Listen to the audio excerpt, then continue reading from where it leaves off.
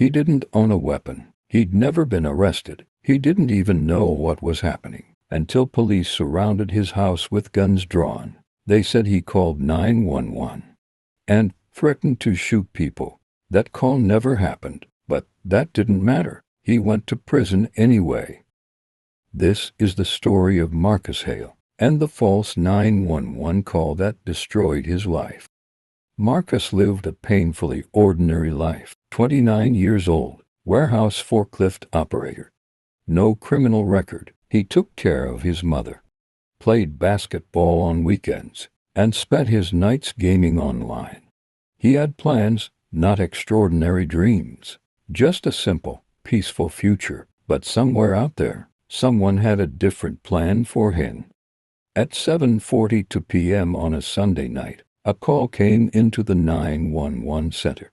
A man's voice, flat, emotionless, said, "My name is Marcus Hale. I'm going to shoot up my neighborhood. Anyone who comes here will die." The caller gave Marcus's address. The dispatcher tried to keep him talking, but the line went dead. Police categorized it as an active shooter threat. They didn't question the voice. They didn't verify the number. They didn't even check caller ID. They geared up. Marcus was in his living room watching TV. When he heard the shouting outside, he walked to his window and saw rifles aimed at his front door. He didn't know he'd already been labeled a violent threat. Police officer. "Step outside with your hands up." Marcus complied immediately. No resistance, no hesitation, but the officers weren't interested in explanations. He was tackled, cuffed, his face pressed into his own driveway. He kept asking, "What did I do?" But no one answered. For the next 6 hours, Marcus was interrogated. Detectives said they had a 911 recording of him. They said denying it would make things worse. Marcus didn't have a lawyer. He didn't know his rights. And exhaustion does something to the brain. At 3:12 a.m., after hours of pressure, Marcus stopped insisting and started pleading. "I didn't call. I swear I didn't call. Can I please go home?"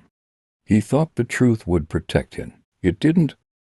But the prosecutor created a narrative that Marcus was angry. Marcus hated the neighborhood. Marcus was dangerous. They didn't need evidence of a plan. They didn't need weapons. They only needed the recording. A recording of a voice that sounded vaguely like him. Marcus couldn't afford a strong defense.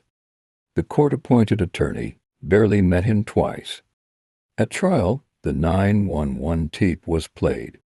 Jurors saw armed police. They saw dramatic photos.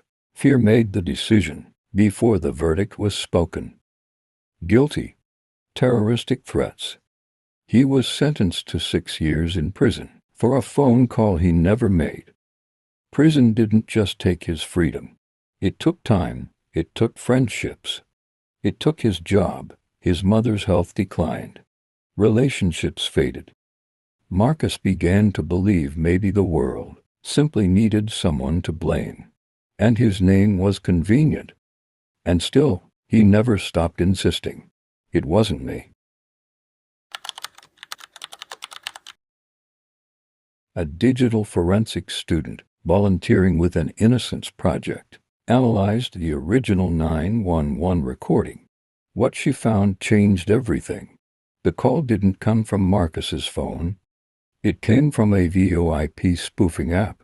And the audio waveform showed the voice wasn't a real call at all. It was synthetic, generated, altered. Someone had faked his voice. Investigators eventually tracked the origin to someone Marcus knew. A former coworker he'd argued with months earlier.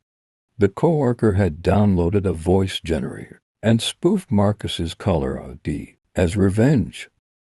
One grudge, one fake call, 6 stolen years. Marcus's conviction was overturned. The judge called it a catastrophic failure of verification. But freedom didn't erase what happened. He came home to unpaid bills, lost time, and a world that had moved on without him. A single phone call, one he never made, cost him years of his life. Technology made the lie easy, the system made it believable, and fear made it unquestionable. So the question isn't just how this happened to Marcus. It is, could it happen to anyone? Tell me in the comments below. Your voice matters, especially when the truth doesn't.